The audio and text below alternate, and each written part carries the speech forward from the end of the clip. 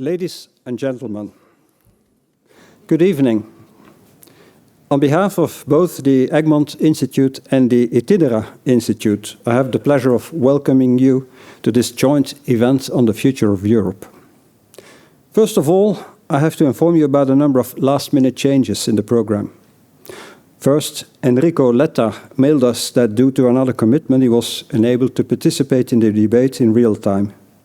A few days ago, our moderator, Charles Merritt, former Financial Times Europe correspondent based in Brussels, now Senior Associate Fellow of the Egmont Institute, interviewed Mr. Letta.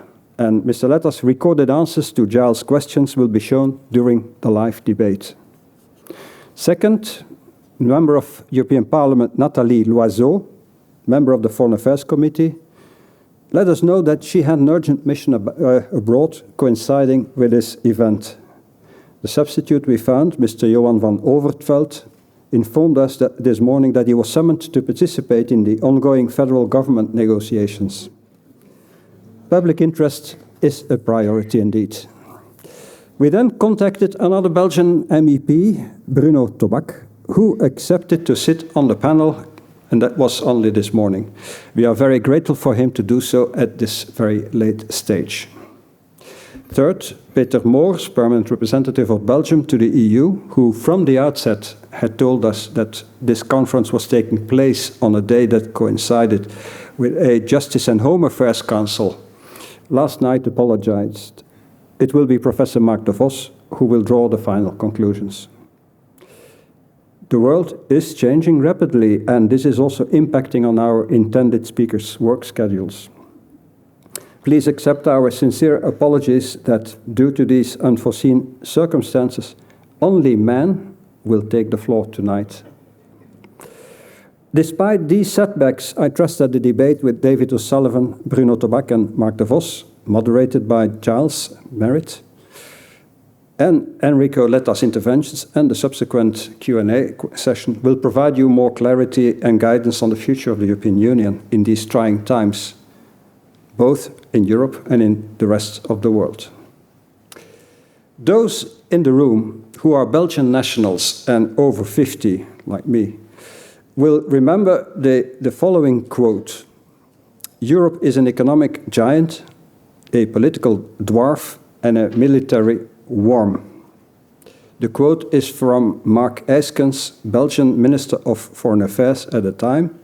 The quote dates from 1991. Over 33 years later, Eyskens' quote partially stands.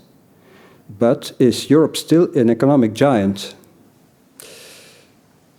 Since 2019, production per European worker has grown by 0.5% a year, compared with 1.6% in the US. Europe's innovative capacity and its business dynamism, compared with other advanced economies, has declined. It is not surprising that Mario Draghi chose "The Future of European Competitiveness" as the title for his report. Now, what about Europe's political clout? The EU's rules-based democratic model is no longer a source of inspiration for many countries from all over the world. At the same time, Euroscepticism is progressively gaining ground in European states.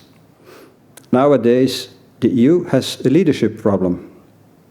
Due to domestic problems, the Franco-German engine has stalled. As for the military relevance of the EU, 30 years of defense budget savings, and I'm talking now the last 3 decades, and 3 decades ago, Eyskens said that Europe was a military worm. But in these 30 years, the so-called peace dividend has left substantial gaps in military capabilities in Europe. Despite the setup of structures and bodies such as the EU military staff, the EU military committee, and the European Defence Agency, one cannot say Europe has its defense act together. I admit that this is a rather gloomy assessment. Over the last 10, 15 years, faced with major and existential crises, The EU did act in unison and did take important decisions. It did do so during the global financial crisis, during the COVID pandemic, and in the face of the ongoing climate crisis with its Green Deal. Following Russia's aggression against Ukraine, the EU also acted swiftly to help Ukraine by providing defense equipment, with financial assistance, with sanctions against Russia and Belarus, and by giving Ukraine the perspective of EU accession. However, the intensity of today's security challenges and threats, including hybrid threats, requires much more.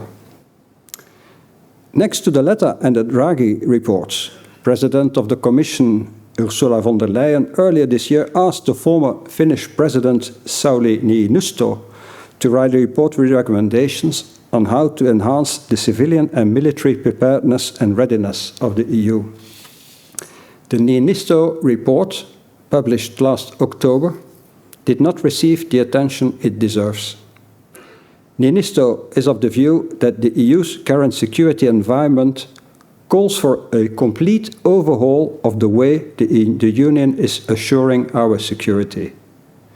In his report, he calls for a new mindset, recommends preparing for the most severe, multi-dimensional scenarios and shifting to comprehensive preparedness, reinforcing civilian-military cooperation and embracing preparedness by design across the board when drafting new legislation, reviewing regulatory frameworks or setting up new funding instruments. In other words, the just-in-time principle should be replaced by just-in-case.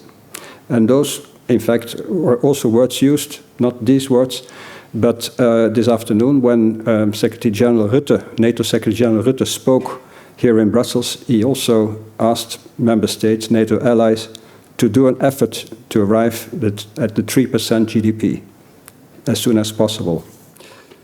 In a recent Egmont policy brief by the director of our Europe in the World program, Professor Sven Bisschop, the author argues that the current threats and challenges require the EU to elaborate a grand strategy to adopt faster decision-making and to act faster in implementation. Sven Bisschop recommends the EU member states to develop a pool of expeditionary forces in a high state of readiness, both as a deterrent and to actively engage in operations. From such a pool, a tailor-made force could be generated to deal with any particular non-Article 5 crisis.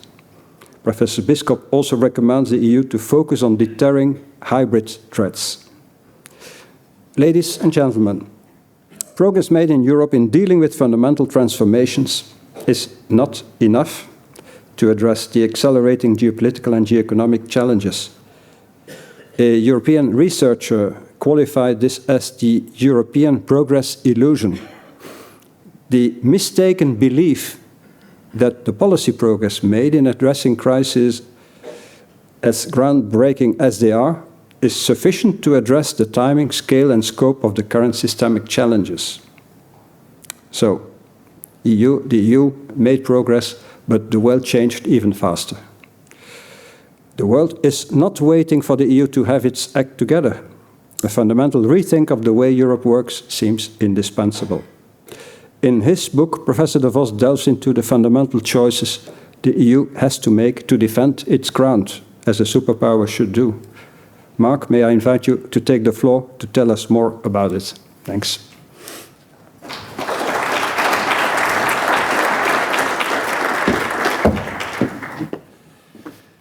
Good evening. Thank you so much, Paul. After that sobering introduction, you probably think that we are going to discuss a work of fiction tonight.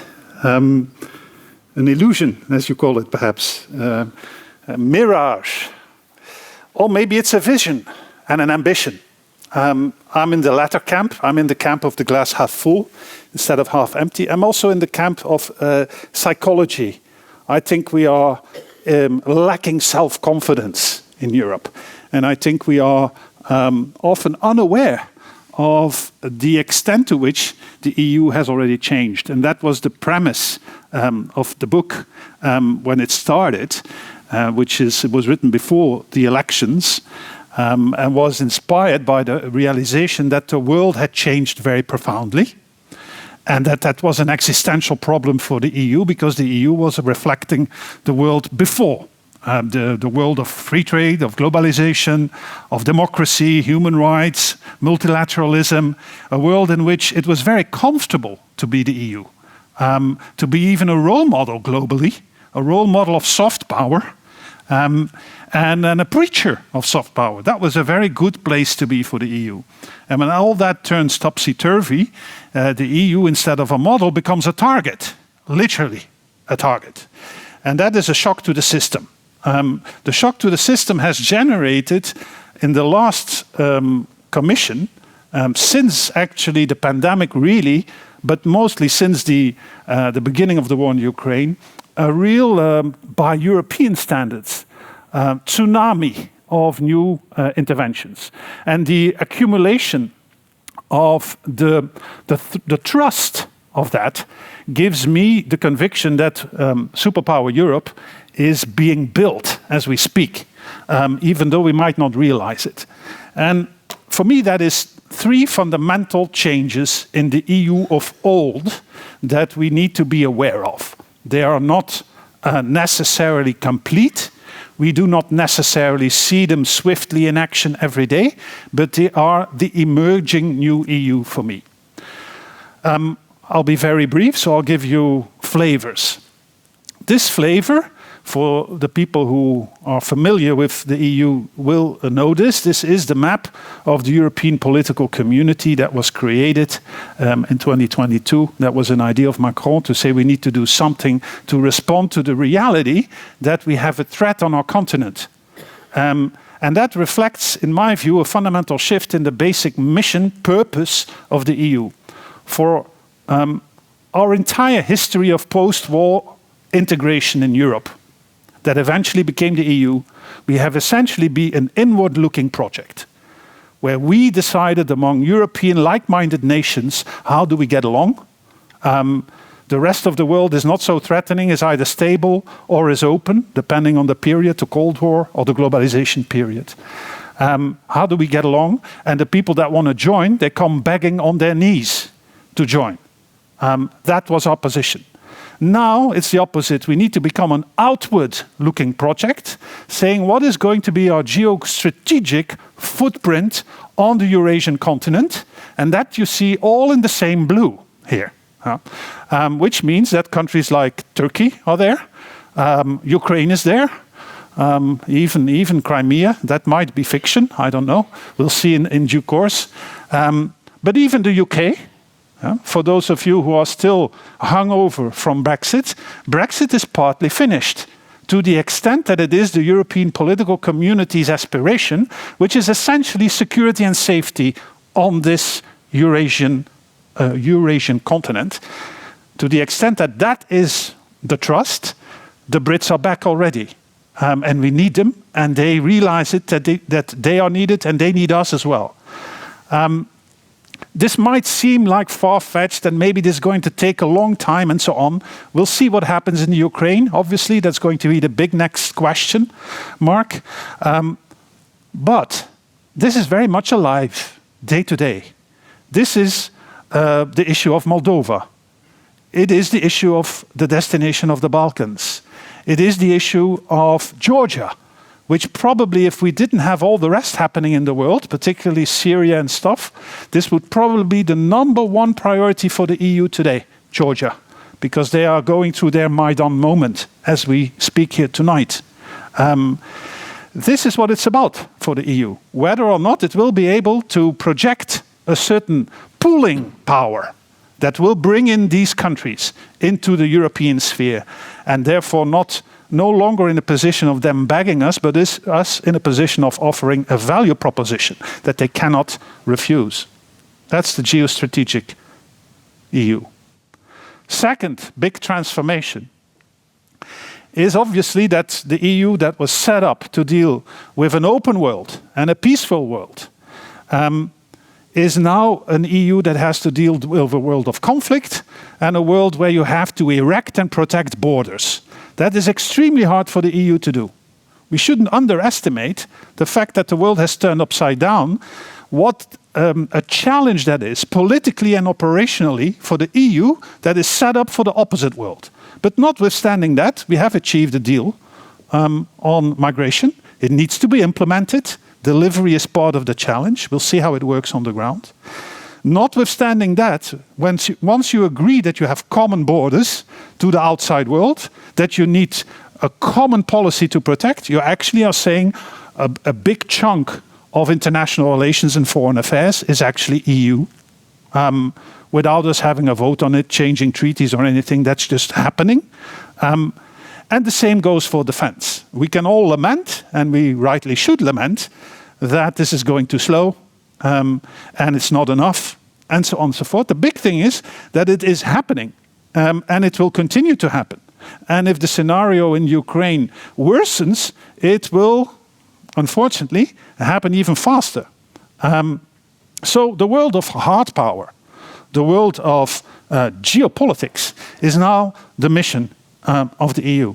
That's the second big transformation. Geopolitics, and perhaps that was the most kind of day-to-day of the emerging new EU in the recent years. Because what you see here on the slide is the reflection of the world that globalization gave us. The fact that energy, technology, trade, finance, and so on were integrated international supply chains. And all of a sudden, this is no longer possible because some of the countries in the supply chain are at war with you, in a hot war, or in a hybrid war, or in a cold war, the three at the same time. And therefore, everything that used to be trade, technology, finance, and so on, all of a sudden becomes intimately geopolitical. Economics is conditional to geopolitics, or it's weaponized in a conflict of some kinds. And that is the big kind of shift that the European Commission has been able to take, much more swifter than the other changes of the EU, because that was already lying in terms of decision-making power with the European Commission. Obviously with the support of the member states, who have been able to shift gears. And in the book I have a list of everything, dozens of things that actually have happened in the past couple of years. And referring to the reports that came out, whether it's Draghi or it's Letta, it's about accelerating this and deepening this in one way or the other. I'm almost there, if this still works. Yeah. The driving force of this fundamental kind of reinvention of what the EU is for is fear. This is not the product of a grand vision or a political consensus. It is the product of us realizing that we have to react together, as Benjamin Franklin put it in the American Revolution. We have to hang together or we hang separately. That's the driving force. The fear factor has gone up with Trump, because now all of a sudden we need to make a fist in all these areas where China and Russia is also making a fist. And since Trump won, America was making a fist, and Biden, who inherited protectionism, added nationalism. And now maybe we get even worse. And so the reality is that we're probably fighting three different fights at the same time. That's the reality for the next couple of years for Europe. That's not a very positive view. But it is realism that should drive us forward. I think we have a few choices to make, and I'll end with that. The choices to pursue, or the issues that we need to acknowledge. First off, are we serious? Are we serious about geostrategy and buffers and countries and projecting power? If so, then we need to do something that is not the traditional way of having members join the EU. Enlargement, traditional enlargement, will never achieve that. So the European political community will probably then have to be kind of go to one level higher. I make some suggestions in the book about how we could reinvent membership. That's hard because there you would need to change treaties, and that's a distraction politically. We are in a race which is, unfortunately, to some extent, a zero-sum race, contrary to globalization, which was a win-win race. The zero-sum race between Brussels, Beijing, Washington. And Brussels cannot compete with Beijing and Washington because it doesn't have the federal political power concentrated and it doesn't have the budget power concentrated. So there is a need to make Brussels work as best as possible, which is about efficiency, delivery, and so on. I just wrote a tweet from Donald Trump coming here, was reported in the Financial Times, Charles, saying that he had declared everybody who wants to invest at least $1 billion in the US under my presidency, you get a fast track for everything. We cut through all the red tape, and Musk was doing that. Yeah, this is what we need in Europe. Mr. Draghi should not be writing a report. Mr. Draghi should be presiding over a committee doing that. Cutting through the red tape and turning it into action on the ground. We need funding in the EU. There used to be a saying about the EU called the Juncker's curse. The European politicians know what they do. They don't know how to get re-elected once they've done it. That was Juncker in 2007. Today we have what I would call von der Leyen's curse. We know what to do. All these reports, we've never had that many reports. We know what to do. We just don't know how to pay for it. So we need to find ways of pooling resources. There are all kinds of clever ways that you can do that. There is no shortage of creativity around Brussels to find money. There are some political obstacles. The key thing for me is that we have to get out of the rat race of state subsidies. That is detrimental. It's never going to create European scale, and it will destroy the politics between member states because it is protectionism within the EU. So how do we do that? You have to create pools of money at EU level or transnational level. Doesn't necessarily have to be 27, quite the contrary. I think you would have to focus on certain clusters and do that transnationally, in my opinion.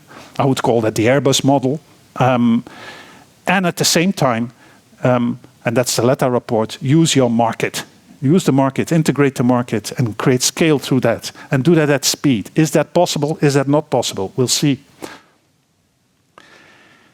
If we are in a fighting match, in a box match, and we need to box, then we have to have a strategy. Mike Tyson said everybody has a plan till we get kicked in the teeth. And so we are getting kicked in the teeth and we need a plan.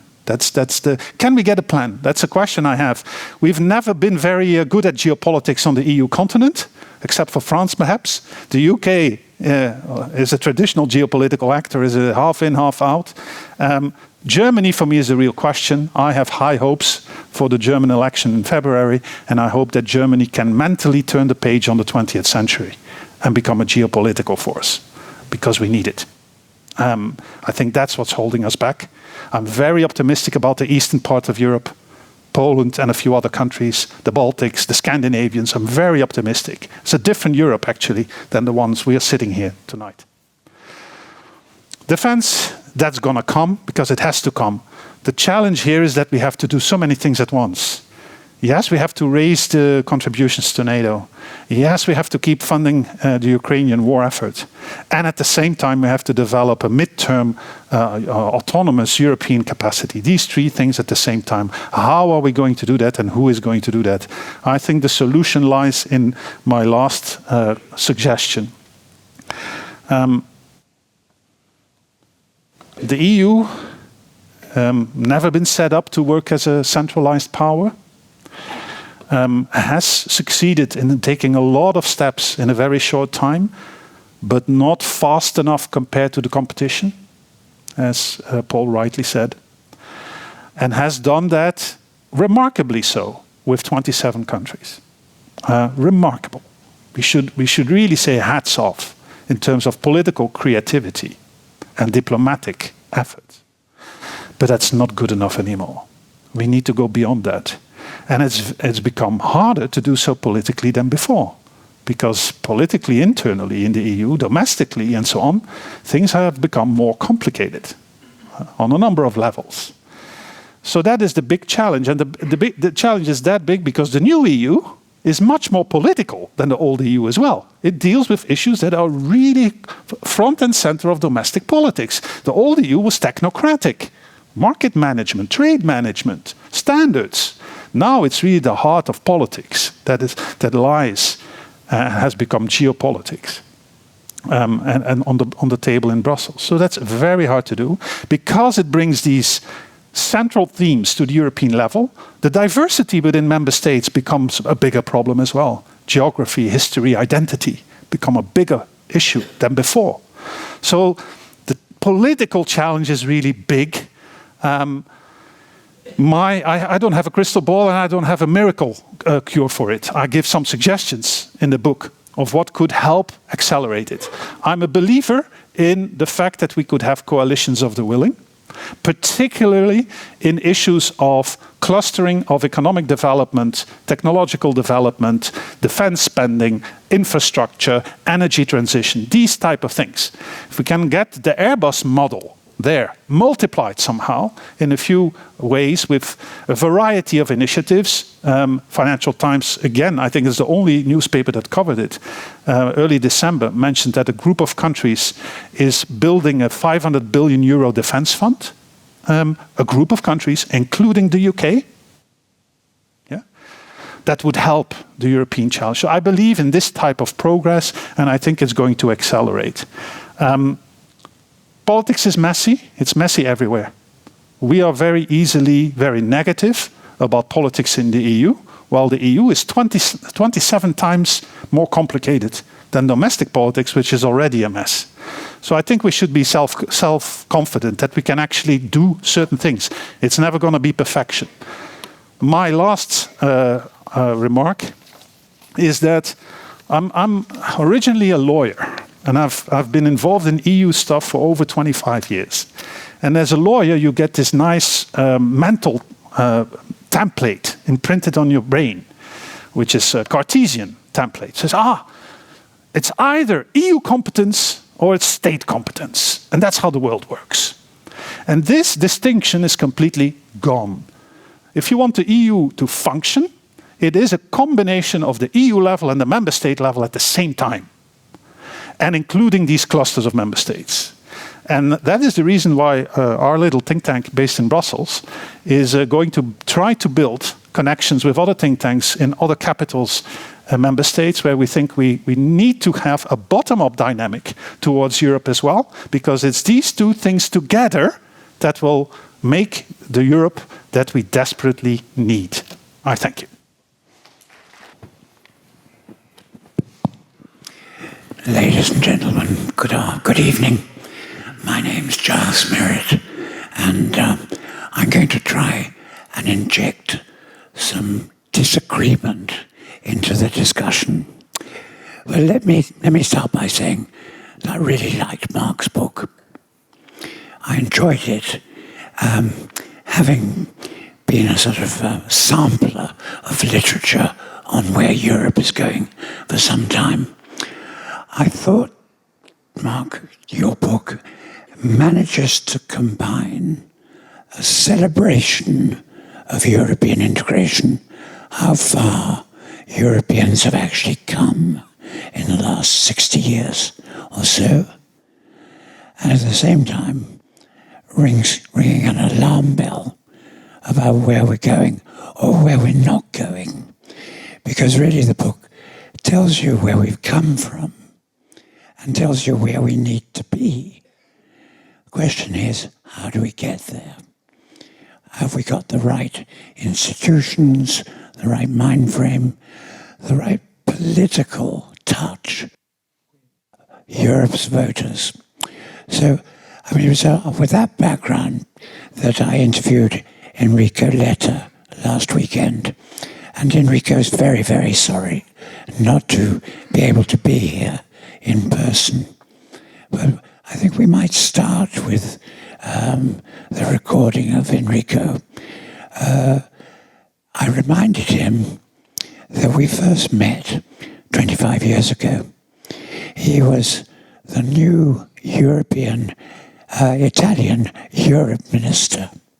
And I was trying to get a new think tank called Friends of Europe off the ground, which was the idea behind Friends of Europe was I didn't want Brussels to be boring because European integration had been so successful up to the end of the 20th century that it was really the Brussels bubble congratulating itself on its progress. And I felt that was a bad thing. So let's start, if we can, with the clip of Enrico Letta asking my question, what went wrong in the 25 years since he and I first met?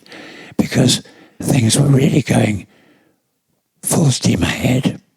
We just got the euro, Big Bang enlargement coming, single market sort of completed. And now we're in the doldrums. So I asked him, what went wrong? I think the main point is the fact that we didn't integrated the main topics of the economic linked to the economic competitiveness in the same time in which we integrated the euro and we created the euro.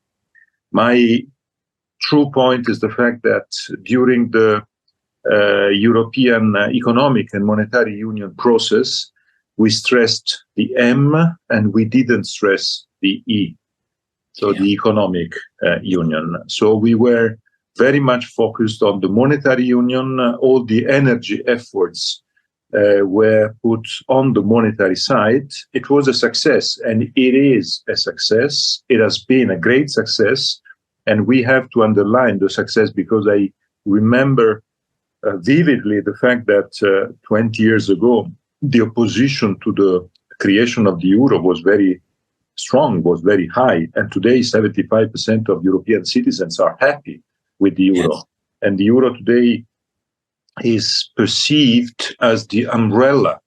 And the storm is not the euro. The storm is not Europe. The storm is the globalization, the acceleration of globalization, is China and the rest. The euro is the umbrella. And today, this perception is shared by the European citizens. What we didn't do at that time was to consider that it's impossible to have a successful monetary union without having the same process in the main sectors of competitiveness. This is why I can tell you, Gilles, that my most interesting part of the exercise of writing the report on the single market and presenting and discussing on the ground the report, the preparation and la prévente of the report was I would say, my surprise of the surprise. My surprise of the lack of awareness around Europe that in reality the single market is half a single market. Because on telecommunications, on energy, on financial services, we have 27 markets. And the awareness of that is absolutely not complete in Europe. People think that the single market exists because we have the euro, and euro is a strong symbol. And so people are convinced that we have also the rest of the single market, but we don't. And this big contradiction, this paradox, in my view, is the true problem we have. And we have to work on it with very pragmatic solutions. And this is exactly the exercise that I try to propose. Excellent. Let me now turn to Bruno Tobak, who I think needs no introduction to a Belgian audience and has been involved in European politics for a long time as part of almost a family tradition. But Bruno, let me ask you, is the question correct? Has anything gone wrong? Or are we just looking at the normal development of a very complex European cooperative mechanism? Well, I'm not sure if you can say that things necessarily went wrong. What did happen is that a lot of things changed while we were not paying attention.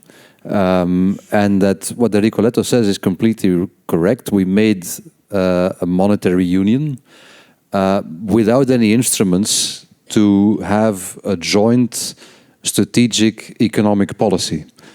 Mark said there we need to compete with others. Europe has actually never been designed to compete with other global powers. It has been designed to more or less mitigate competition between European countries from becoming military, aggressive, or even unfair competition. Europe was an inward-looking process, and we have failed to notice a number of changes. We talk about Donald Trump being a threat to Europe. Actually, what is the real threat to Europe is not Donald Trump. It's older than the first Donald Trump mandate. It is the fact that, for example, the United States have become a net energy exporter, which means also that we are no longer their ally when it comes to providing cheap, affordable, accessible fossil fuel from, for example, the Middle East. They were our partners ever since World War II in guaranteeing that strategic commodity. They are not now, because they are sellers, just like the Saudis are, just like Russia was. And we forgot to mention, and we forgot to notice that changes fundamentally our position as Europe.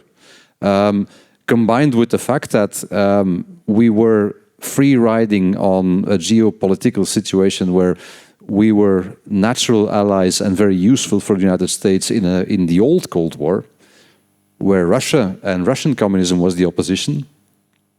In the current Cold War or hot war with China, we are no longer as relevant to the United States as we were. So we are on our own. And we're not ready for being on our own, for looking that into the face and checking what is it that we need to do. The energy transition is a very beautiful example, because we have indeed the European political community. We also have an energy community. I was at the General Assembly last week.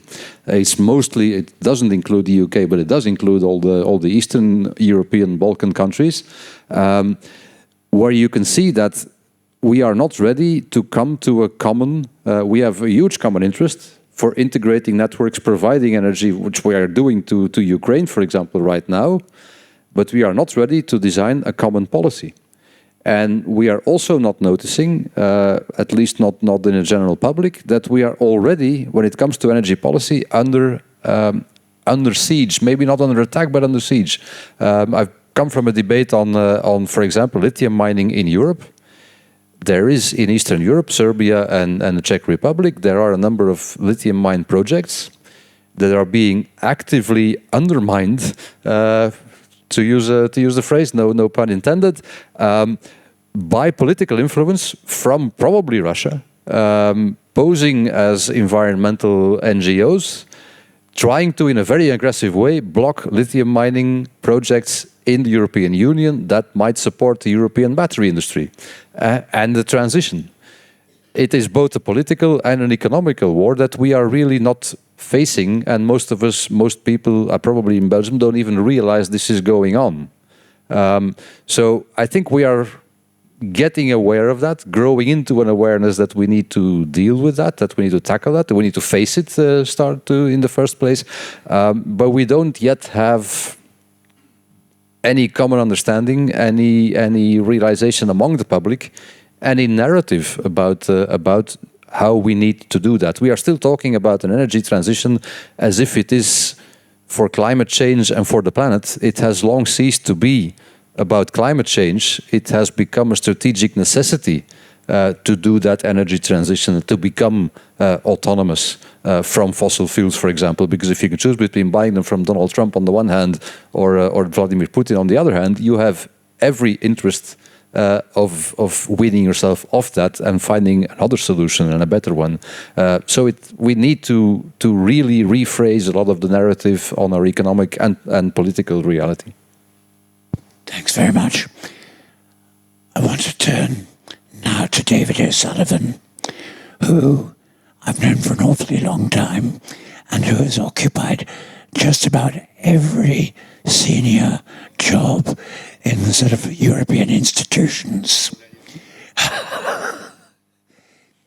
And there's a risk that David is going to be drawn by Bruno's last remarks into talking about sanctions against Russia, because he's in charge of that particular part of EU policy.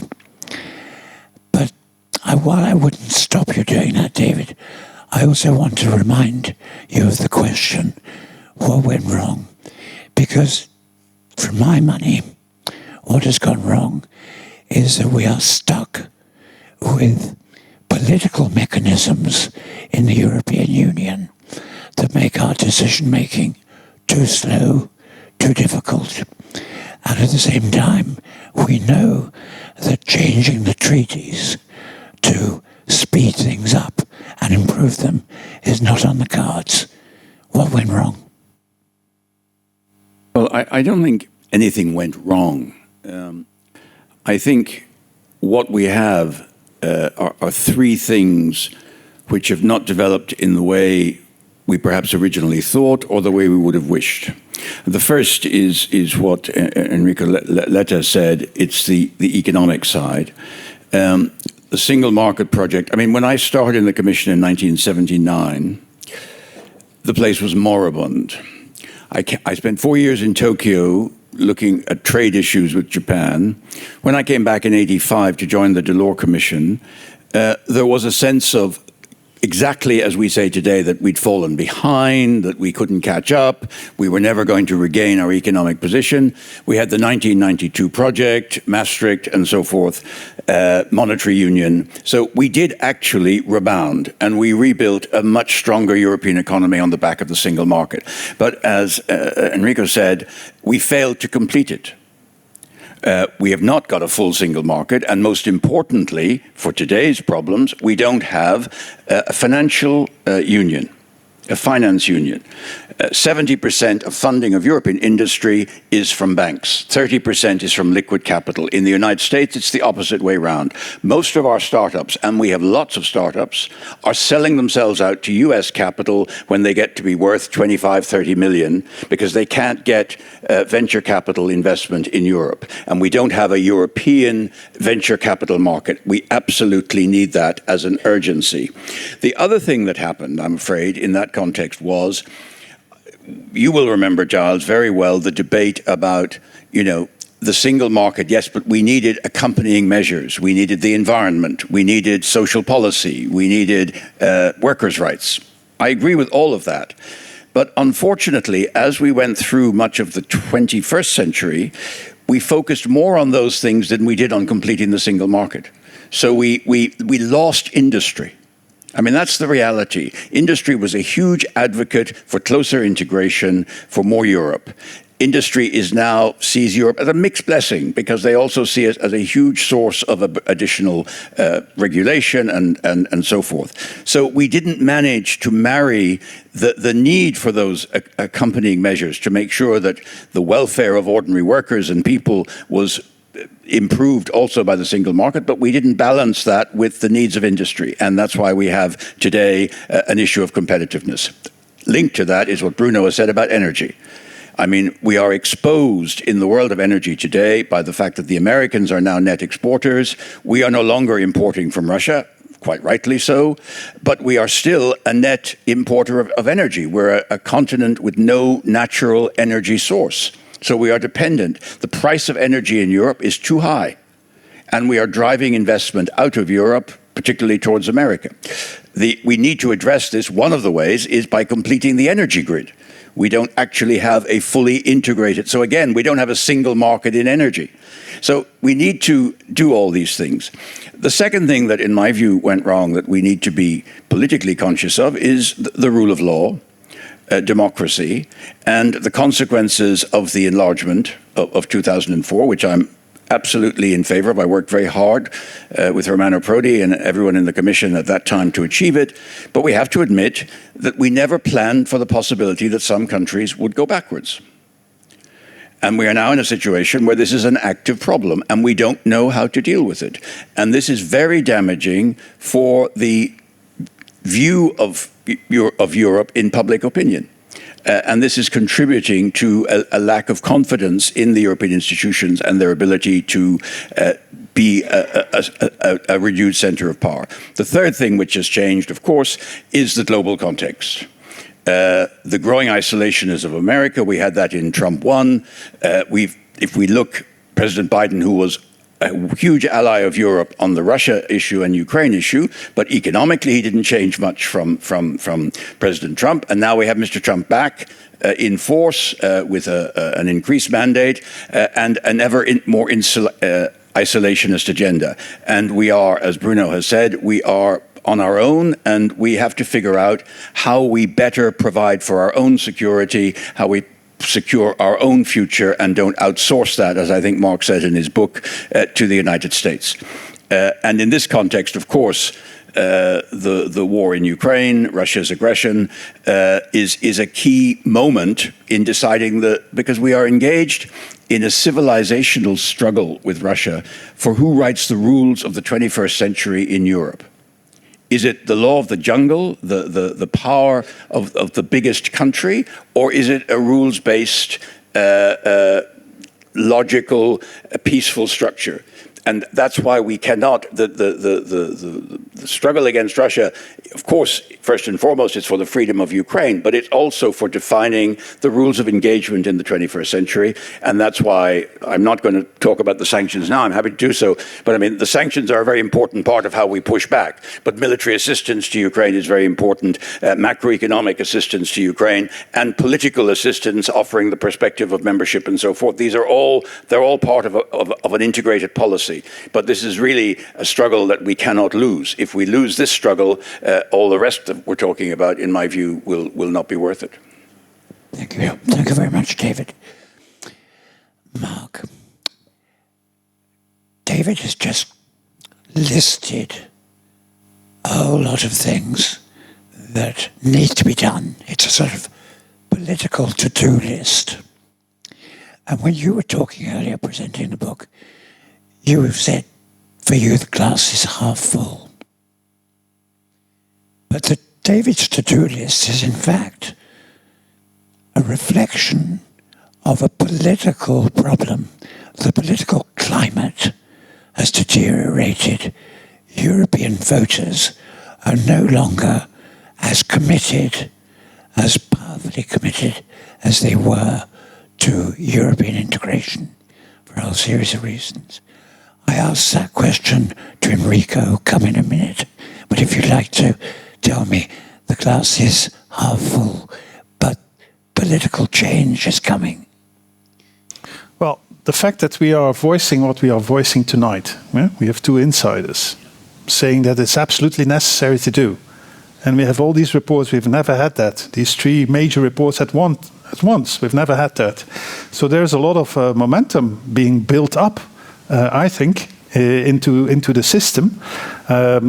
Of course, politics is hard, and it's not getting any easier given the state of democracy worldwide. And that is the same with us in Europe. I think that we can learn from the mistakes of the past. So the mistakes of the past, what went wrong? We had the monetary union that wasn't fulfilled. We failed to complete it when we had the opportunity in the euro crisis. So grasping the opportunity of a crisis is, I think, the key lesson to learn. And it's the age-old wisdom of the founding fathers of the EU. Say it comes through crisis, where you can create political coalition. That, of course, means also leadership. I think what went wrong is that we probably were a bit unlucky in terms of who is in charge of some of the most important countries at a particular moment in European history. And I'm not even mentioning Brexit. If Brexit had not happened, which was a close call and so on and so forth, and you can also make that as a key question of what went wrong, because that was a divorce coming from both sides, I think. Anyway, so the citizen, Europe has never done more for the average citizen in the past couple of years. The pandemic, peace, energy security in wartime, managing the shock of deglobalization, and so on and so forth. How many domestic politicians made Europe a positive priority during the recent European elections? I think in Western Europe, you really would have to look for them. Macron gave a speech in the Sorbonne, but that was a Macron speech. In any event, he was not running for anything. But I say it again because I've had the pleasure of being invited in a few of these countries. But in the eastern part of Europe, you go to Poland, go to the Baltics, you go to Sweden, you go and so on. There it's very much top of the agenda because Russia is next door. And so that's where my belief comes that, of course, Europe has always been an elite project, has always had a huge gap between what happens in Brussels and what happens in the average democracy. To connect the two so that they get somehow aligned, you need the interface of domestic politics. And now that interface is somehow unstable, we will have a bigger challenge. That is clear. And so far, we've managed that challenge. And so I'm positive that with the pressures that we have, we can somehow turn this around and become a bit more proactive again. And that's the theme of the book, how proactive we've become. Another thing, and I really want to emphasize that, because for me, that is probably the most important historically speaking. I think we have to be able to grasp the opportunity of this age that we're now in to really extend the geographic reach of what is Europe in a generic sense. I'm not saying institutionally here or that. I leave that actually open. And this is one of the lessons also that we have to learn from the past. At some point in the past, we had enlargement fatigue. And we lacked creativity in saying, if it's enlargement fatigue, what else do we do? And can we actually do that in a way that makes progress so that people buy into it on the other end? Rather than we actually going to alienate them by pushing them into a progress that doesn't lead to any concrete results. So I think we have to come up with ways of creating our sphere of influence in a positive way. Given the fact how rogue Russia has become, I think that is an opportunity as well. I'm not very pessimistic vis-à-vis Trump. I think we can make good deals with Donald Trump. I think we have strategically shared interests with the United States. So if we can get our act together and make him a deal, I think things could go rather well, actually. I think Ukraine, I can dwell upon that, but I think we can find a way to convince the United States that what happens in Ukraine is very much a strategic issue for the United States. The axis around Russia, the ramifications if it goes bad. But if we pay for it, then it's a good deal. It's your book, but let's stick to Europe. The question, well, I'm now going to go to the question I asked Enrico Letta. And in fact, I'm going to ask the control room to put two segments together. Because the first thing I asked Enrico was how and why the political climate around Europe's future had changed. And the second thing I asked him was, what is the problem with reaching out to European public opinion? On one side, we have complacency in Europe, and on the other side, we have hostility. People feeling that Europe or their own country hasn't delivered enough. So if the control room could put those two segments together, and also if they could show it to us on the stage, on the big screen in front of me, not the little one that we can't see. My point is the fact that the big member states considered that renouncing the currency and leaving their currency was an enormous effort.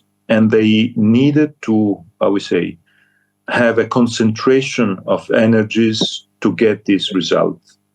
And with this result and this effort, they considered that it was necessary to have a sort of compensation for their public opinions too, and for their sense of being still big powers. We have to consider that when these things happened, China was still a small country in the world. Because the big race of China is the last 20 years, and we are talking about topics that happened at the beginning of the century. Yeah. So the key point was that the big member states at that time, in my view, didn't understand that the problem of the scale and the need to be together as European Union as the only and I join Mark DeVos' idea and the main idea of the book as the only way to be a power in the world of today, being together, being a superpower, but being a united superpower because it's the only way to be a power. Yeah. Fragmented, we have 27 weaknesses, not powers. But 20 years ago, the big member states were still convinced that they were able to play a role alone in the world. So they accepted to leave the euro, to leave the national currencies and to join the euro, but with the idea that there was a sort of compensation in terms of symbolism for the rest. And I think that today the problem is still there because one of the symbolism of national power is the fact that the member states, they want to have a national big incumbent in energy, a national big incumbent in telecom, a national big incumbent in the banking system, to show that the national flag is still meaning of power. And this is why today we don't have the euro, if I may say, on telecom, we don't have the euro on energy, we don't have the euro on financial services. And the fragmentation in these three is making happy Wall Street, the American industry, the Chinese industry, and is creating this paradox, the paradox that we are experiencing every day. We don't have a European credit card. We pay all with American credit cards. We have the European savings going to the US, strengthening American companies. They fly back to Europe to buy our European companies with our own money, and so on and so forth. This is, I think, if you ask me, the reason, the historic reason, what happened. Now we have a last opportunity to become a superpower, and the power, the declination of power, the development of the word power can be done only at the European level. At national level, it's only weakness. Bruno, you're a politician. You have to, your livelihood, your career depends on persuading voters which way to vote. You're now in a European Parliament where one MEP in 4 is now a Eurosceptic to one degree or another. Are we about, this is a very English idiom, about to be hoist on our own petard? Are we going to suffer from European level democracy? It's a very metaphysical question, I must say. I think that yes, one of the big weaknesses in the European construction is that it takes only one country or two countries to oppose any kind of decision, and you can block the whole European Union. We do that to ourselves in some cases, and we can see, if you look at what's been happening in the last couple of weeks in Romania, for example, it's being done to us, because it's also quite clear that there is an effort with foreign influence to undermine democracy in at least one of the countries. And when you can do it in one of the countries, you can actually block the whole of the European construction, because it is vulnerable when it comes to strategic decisions to the rules of unanimity and the need to convince everyone. So yes, we have this risk, and it makes for a European Union that has a great difficulty of taking decisions, of making choices. And if you cannot make the choices, you cannot convince the public that they are in their interest, because it often takes a number of years before you can see any kind of effect. And the problem is we have never been doing that in the different European countries, and it's been deliberate, actually. Everything Enrico Letta says is true, and the base problem of that was it worked great as long as it worked for Germany.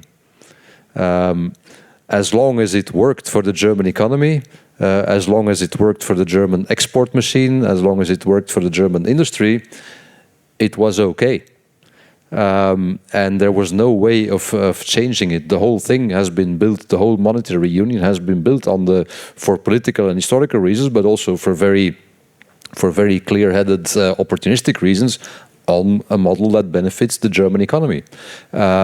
Sadly enough, that model has hit its limits through a lack of investment, through a lack of investment capacity, which was deliberately built into the system, through a lack of clairvoyance in where we were going, and the shortcuts of depending then on Russia and not wanting to see the risks of that.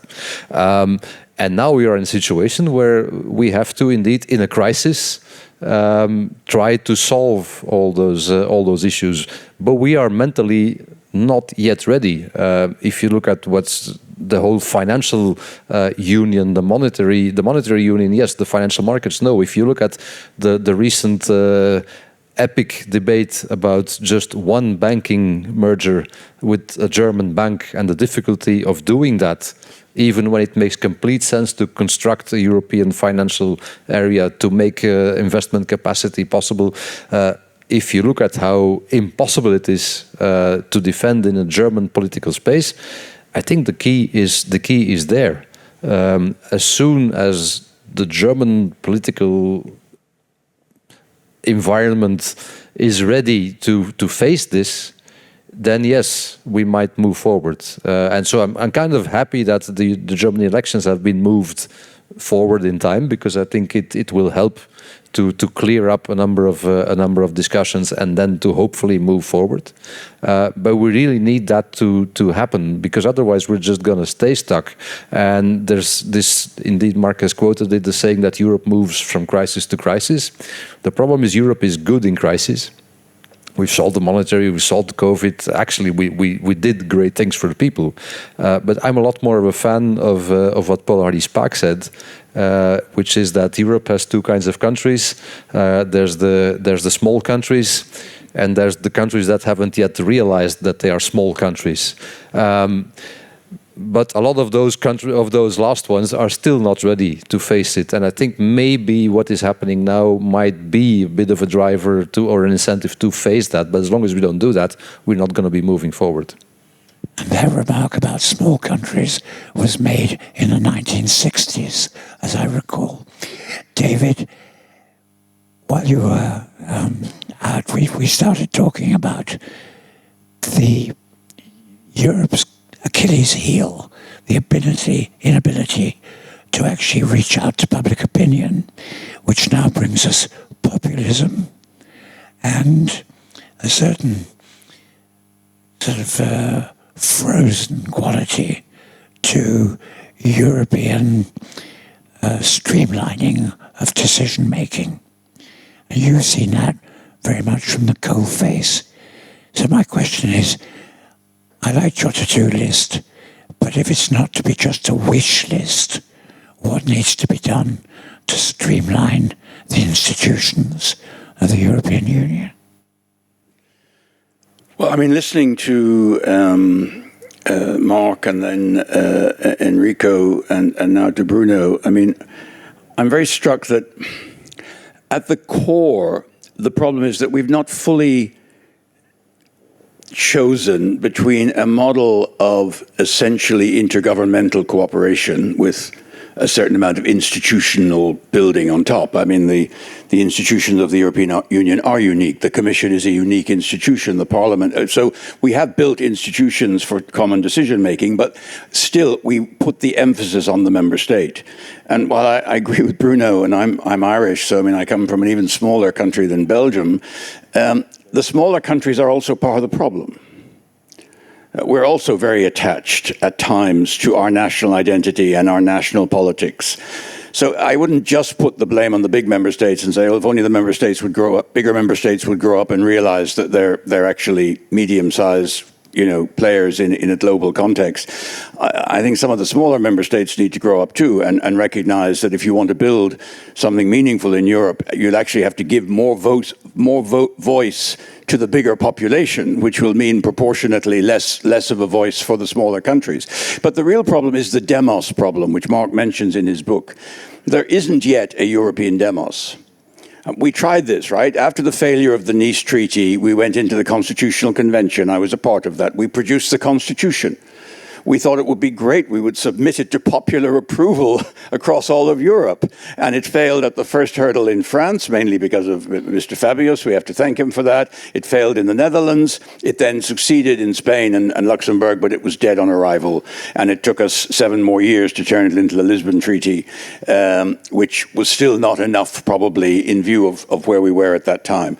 So this is, I mean, what I don't know, to be honest, in everything that we're saying, it's self-evident to us, as Enrico said, together we're divided. Mark said, Benjamin Franklin, we all hang together or we hang separately. I just don't know if the people of Europe actually are willing to make that leap to something more federal. I'm not saying a United States of Europe, because I don't think we need that. I don't think that's what we have.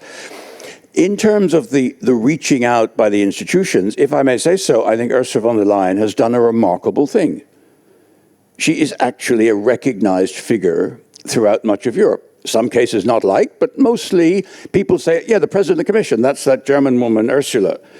I mean, this is unheard of, right? Going back to even Delors, frankly, who was one of the greatest presidents we ever had, but he was not universally recognized walking the streets of, Lisbon or wherever. So I think there has been a change. I think the Commission's communication machine has got a lot more sophisticated. But at the end of the day, if national politicians are not selling Europe as part of the solution to the national problem, then it's not going to work. And this is something we have never managed to overcome, and I perfectly understand it. I've never stood for election in my life. And the 2 things I respect most in the world are people who know how to make a lot of money and people who know how to get elected, because I can't do either. But I mean, it's really challenging to put yourself out there and say, vote for me, I'm going to do this, I'm going to do that. And so I don't criticize the politicians from that perspective. I get it. But if we can't make the national politic, the European element, an integral part of the national debate, but we never can because it's too local. It becomes too local. And when you try to bring the European into it, people just don't get the bigger picture. And I genuinely don't know, Giles, how we overcome. I just don't know how you overcome it. Because if we say, let's have we have Europe-wide elections in theory for the European Parliament. But if we're honest, it's 27 national elections, which are sort of reflected at the European level. And if you look at America, it's not much different. Washington is held in as much respect in the states of America as Brussels is held in the member states of the European Union. Most people, if you go to Arizona, you go to California, they don't really care what happens in Washington. They're interested in their local governor, their local issues. If you watch the news on a Californian television, they will start with a traffic accident down the road, they will move to the local business doing something, and at the very end they may say something happened in Washington. So when you have a big continent with a large population, inevitably the local remains more important than the federal. And I just don't know, are we ready in Europe to make some kind of qualitative leap to something more federal? I'm just not sure if our people are willing to do it. And if we're not, I think our future is one of decline rather than of the status quo. But I think the jury, everything that's in Mark's book, the jury is out on whether we can bring public opinion with us in the sort of changes that we need. And if we can't, honestly, the single market was done very much behind people's backs. It was done behind closed doors. The Parliament played a very limited role at the time. It was only just directly elected. The work of the European Council didn't get much publicity. The single market was kind of invented and put together, not in a very public way. It's no longer possible to do that. And all the decisions we're talking about will require the adherence of public opinion. And I just don't know if we have the ability to bring people with us. Before handing over to Mark very quickly, let me just say, as a former Financial Times journalist, I know all the difficulties of selling an EU story to a news desk in London. Mark. I'm mindful of the time. I want to leave room for debate. So just a very quick thought on that. And I agree with everything I said about the challenge, the lack of demos, etc. But there is the opportunity for leadership at the national stage for Europe right now. We are in the midst of a war. If ever you can sell to the population why Europe is needed and important, it is now. Some politicians in the eastern part of Europe are doing that. Mr. Scholz announced the Zeitenwende. That was the opportunity for him to take Germany with him, but he didn't deliver. Yeah, so you have the opportunity, and I think it's unfortunately because of the world we're in, that opportunity is going to be around for a while. So I'm pretty optimistic about the ability for member states to be cultivated into some form of at least coalition building, where they do stuff in the common European interest, but not necessarily with 27. I'm quite optimistic that we are going to see that. Yeah. You're right. Let's turn to the next Enrico Letta episode. Can tell you that once again, the method of my exercise, and by the way, I have to really to thank Jacques Delors for that, because in my last meeting with him, September last year, before he passed away, when I was telling him about this mandate, and I was telling him that the mandate to me was also because of him, he told me, s'il te plaît, ne t'enferme pas dans un bureau au Berlaymont pour écrire le rapport. And I think that was fantastic. And the second point that he asked me to do is, and traveling around Europe, do not limit yourself to visit the capitals, because in the capitals you will meet a lot of officials, ambassadors. They will tell you a story, but the true story, you will get it if you meet people in the provinces. This is what I did in my trip around Europe. And I can tell you that my big surprise is the fact that when I try to present the need for the integration because of what happened at world level in the last 20 years, 30 years, my usual examples are very concrete examples. China and India together were 35 years ago, when the single market was created, as big as France, as big as Italy.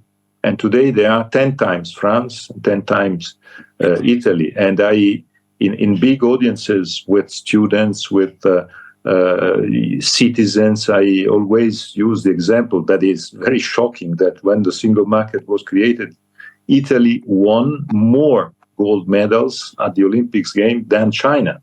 That is very strong in terms to say what happened in the last 30 years. A world revolution, and I use the term revolution that Mark correctly uses. And so the key point is the fact that this awareness is not shared by on the ground, and is not shared also on the top. Can tell you that my big surprise was having hearings in parliaments and the committees of the national parliaments, and having questions or reactions to my report that are really very national based or reactions saying that, but it's the solution is at national level. But in reality, the solution is at national level is if we eliminate the national obstacles to integrate and to be able to compete at global level as superpower. Otherwise, our weaknesses will be the coffin of the European people for the future.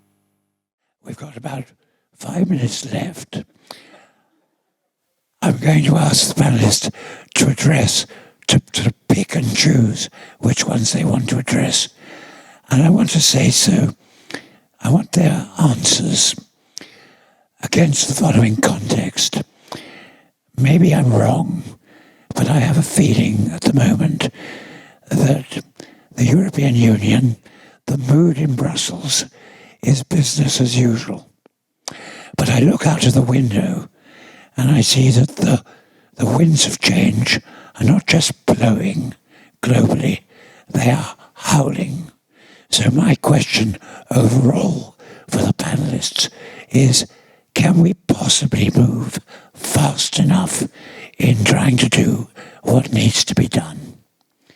Mark, you got, that's the question, was it? And then we'll go Bruno, David. That's it.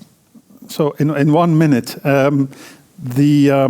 I don't agree with the complacency assumption. I think at least the European Commission has a very, very full and very ambitious list of strategic priorities it wants to tackle.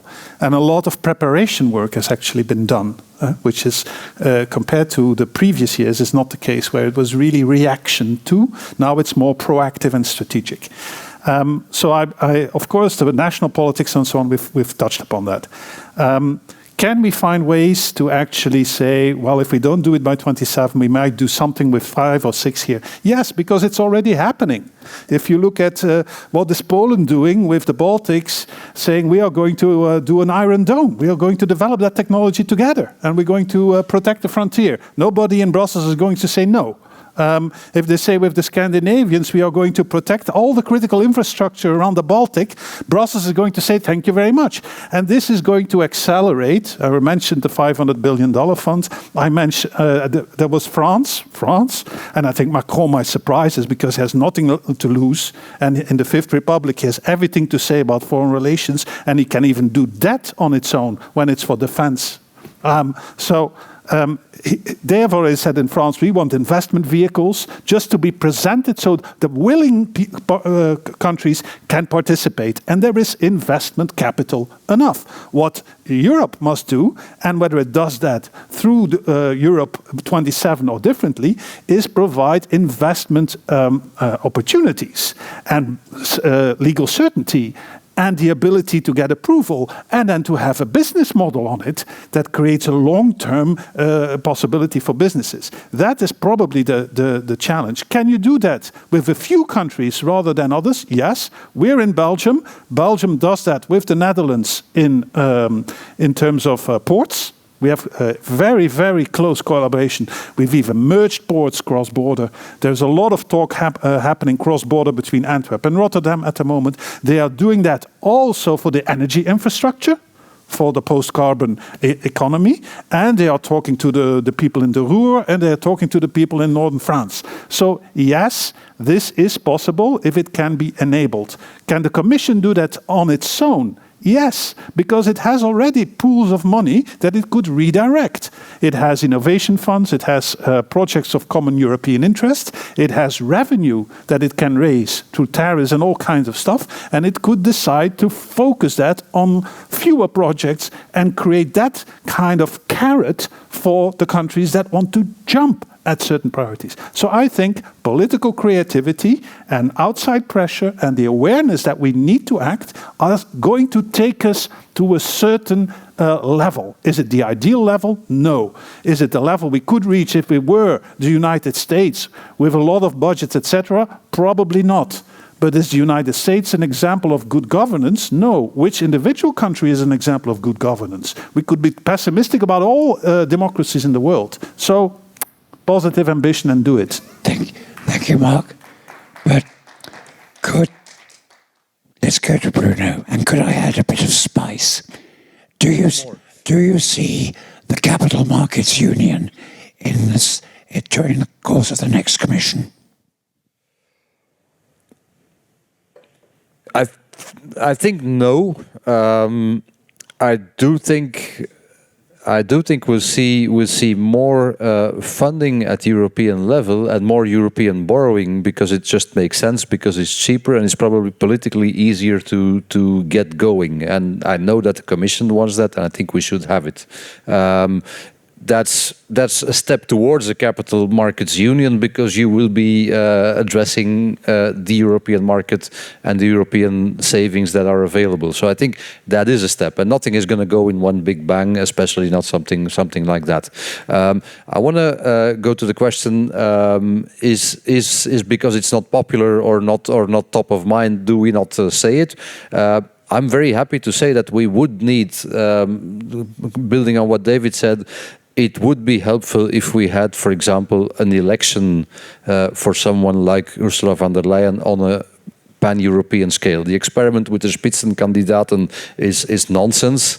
It hasn't worked. It will never work, because you don't have one political space and it stays the responsibility of the governments. Yes, eventually, I'll be very happy to defend it. Let's have an election for a European president, because that's one of the differences with the UK. Like I am a big defender, even in public, even in my own country, for European Commission, especially if we enlarge even more, that stops having one commissioner per country, which is also complete nonsense, actually, because you get a bunch of irrelevant commissioners that are just there to say that your country has one. I have no problem with saying that, but that's not what interests people. I do think that we can make something happen on electricity grids, but what is the problem? Why isn't it happening? Because, of course, right now, every country has its own electricity market with very different characteristics. France is, for the last couple of years, actively blocking interconnections because it is a way to subsidize their own industry through cheap electricity, with a nationalized energy company, with EDF, that takes on all the debt to finance cheap electricity. You cannot do that if you have an interconnected market where the price is set for everyone, French companies, German companies, Belgian companies, at the same time and at the same level. But it is inevitable that we get there. But it needs a lot of regulatory changes. You need national grid operators that become really connected. Maybe you need one European grid operator and investor to really make that happen. That debate is going on, but we're not there yet. But I think it's one of those things that might see progress, because it is not so hard to do, and it is beneficial in many different ways. But can you have that through a public vote? No, it's not gonna happen. David, last word to you. And could I just add one very small sub-question? Do you think it would make any difference to streamlining the European Union's decision-making if Europe ministers were based in Brussels rather than in the capitals? Short answer is no, I don't think so, to be quite honest with you. I mean, I think these are ideas which may appeal to us in this bubble. I don't think it would have the slightest effect on the overall outcome. I mean, look, I think my conclusion is that we need some kind of initiative that is à la hauteur of the challenges, but it can't be everything. When I read Mark's book, it's a fabulous book because it sets it all out, but you kind of think, we cannot do all, we will not succeed. So you need some triage, you need some identity of a couple of sub-objectives which are attainable. I think the energy piece is hugely important because energy is key to our lack of competitiveness at the moment. I think the financial markets, the capital markets is key because it is the reason why we are unable to grow our own tech and innovative industries. I mean, And you need an agreement at the level of the European Council. And I don't disagree with the former member of the Parliament who said, the Council is part of the problem, but it's still, we need it. We need the kind of deal that you got for 1992 between Mitterrand, Kohl, and even Margaret Thatcher. And I just hope that the leadership emerges at the level of member states that can identify the couple of projects that we need. Defense is obviously another one. Now, can some of these things be done in a coalition of the willing? Yes. But some of them need to be at 27. Otherwise, they won't work. And it's making that distinction between what can legitimately be done by 5, 10, 15 countries working together with the support of the institutions, but not needing everyone. Defense is possibly an example of that. But the energy grid, in my view, ideally you need all 27. Financial markets, ideally you would do that at 27. So making that distinction between what we can let happen in smaller groups of coalitions of the willing versus what we absolutely need to do at the European level is, in my view, crucial. And then the broader debate about the future decision-making of the European Union. My compatriots are responsible for the fact that we still have one commissioner per member state. I agree entirely. I was opposed at the time. I defended the reduction of the Commission. It has made the Commission less collegial and less effective. Ursula von der Leyen has greatly overcome that by a centralization of the power, but it's a shame that we have lost some of the degree of collegiality, and that is directly because we have too many commissioners chasing not enough meaningful political work. But there are other issues that need looking at. The Parliament needs looking at. The European Council definitely needs looking at, transforming it more into a Senate, perhaps. But I mean, these are institutional changes, in my view, that should follow the development of public opinion and not precede it. Otherwise, it won't work. Thank you very much. No, I'm afraid you're too late. We've run out of time. I'm sorry, we've run out of time. I just want to finish by saying I think the purpose and the value of Mark's book is to stimulate debate. We need to talk about Europe's future much more than we do. And we need to confront ideas much more than we have. Now, Mark basically believes that the glass is half full. I'm going to abuse the position of the moderator by closing with a comment. 8 years ago, I published a rather similar book called Slippery Slope, which looked at the structural problems of Europe and suggested the various things that needed to be done to fix them. I look back on those over 8 years, I find nothing has been done. Zero. Now, maybe that's a launch pad, and maybe it's an awful warning. Mark, congratulations on your book. I was going to say a few words. So I'm very grateful that you are here and that you're interested and you have a lot of questions and that we all feel that this is a very live issue that we should be addressing and debating and reflecting upon. I'm very grateful for the panelists not to have left us, to have joined us at the last minute. Thank you so much for the very erudite moderation, Giles. I want to thank the teams who set this up. This was a co-organization between two think tanks. So I'm very grateful to Egmont people and Paul, who did the introduction. I want to thank Lisbeth, who does a little bit of everything from our team. And I'm also grateful for the volunteers. There are volunteers here around. They welcomed you. They walked around the microphones. And we were very lucky to find a new venue, because one of the other things that happened in the preparation of this event is that we had too much interest. And so we had to find a bigger venue. And I want to thank BNP Paribas Fortis and especially the CEO, Michel Anceo, for hosting us. I was thinking about aphorisms and quotes when we were debating and when we had the interaction with the audiences. I have two. Yeah? The only thing we have to fear is fear itself. Yeah? We have to be much more self-confident, and we have to believe that we can pull stuff off. We're actually doing it already, and we're never acknowledging it when we do it. And it's always notwithstanding all the things that don't work. Yeah? And I don't think that is going to stop, personally. So we have to believe also in time. I think I have another aphorism coming up. That's Churchill, who said about a certain people, you can always count on them to do the right thing after they have tried everything else. That was about the Americans. Maybe it's now up to us to show that that is actually possible. We are no different. So I would like with that to close and to invite you to have if you don't want to leave already, to have a drink with us and a small snack with us, so we can drink to a shared ambition. And perhaps also, and I want to leave you with that thought, it is also a shared responsibility. Maybe the future of Europe depends on each and every one of us in our particular station in life. Thank you very much.